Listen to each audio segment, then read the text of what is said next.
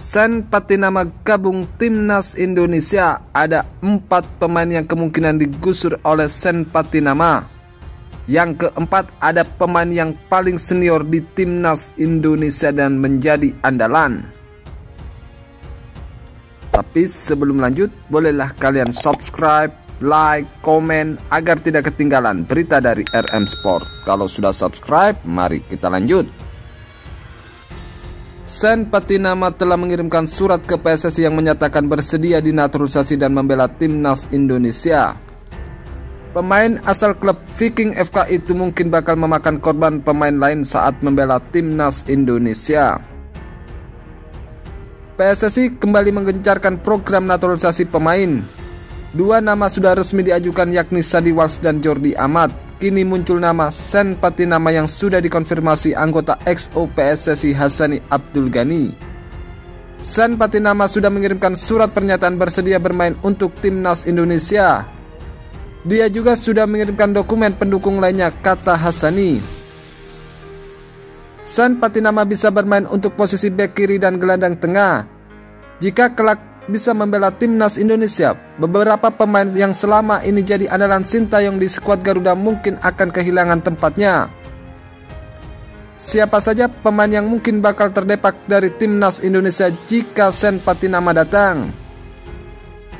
Yang pertama ada Pratama Arhan. Posisi utama Sen adalah bek kiri, sama dengan Pratama Arhan. Ada 2 sudut pandang untuk melihat persaingan Sen dan Arhan untuk masuk ke skuad Timnas Indonesia. Pertama, Sen dan Arhan bermain untuk klub dari luar Indonesia. Jadi, jika ada yang tidak mendapat izin dari timnya untuk membela Timnas Indonesia, maka Sintayong masih punya opsi bagus di posisi bek kiri. Kedua, Pratama Arhan nyaris tidak tersentuh untuk posisi bek kiri. Di Piala AFF 2020 lalu, Arhan hanya digantikan saat cedera atau akumulasi kartu. Kedatangan Sen bisa membuat level kompetitif makin kuat untuk posisi bek kiri Timnas Indonesia. Arhan harus meningkatkan levelnya jika tidak ingin tergusur. Yang kedua, ada Rahmat Irianto. Walau tidak sering, Sen bisa bermain untuk peran gelandang. Dia bisa bertahan dan menyerang dengan baik. Tentu saja ini menjadi kabar buruk untuk para pemain tengah Indonesia. Salah satunya adalah Rahmat Irianto. Pemain 22 tahun itu memainkan peran yang sangat penting di Piala AFF 2020 lalu. Rahmat Irianto memainkan 8 laga, tapi Rahmat Irianto beberapa kali diganti saat skuad Garuda menerapkan permainan lebih agresif. Yang ketiga ada Edo Febriansyah. Melihat penampilan Pratama Arhan dan kecenderungan Sintayong memakai jasanya sejak Timnas U19, peluang Sen menggesernya agak kecil. Jadi mereka bisa bersaing sengit, dan ini kabar buruk untuk Edo Febriansyah. Edo selama ini menjadi pilihan kedua untuk posisi bek kiri. Pemain asal klub Persita Tangerang itu menjadi pelapis bagi Arhan. Dengan adanya Sen, Edo mungkin akan tergusur dari peran bek kiri.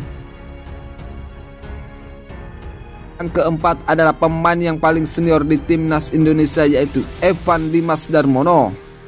Evan Dimas menjadi andalan pada era Sintayong, tetapi pada ajang Piala AFF 2020 lalu, Evan Dimas beberapa kali tergusur di starting line up Timnas Indonesia.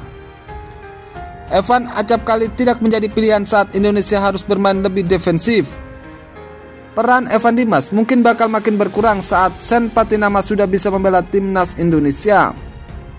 Sen bisa menambahkan kekuatan lini tengah Indonesia bersama Rahmat Irianto dan Ricky Kambuaya.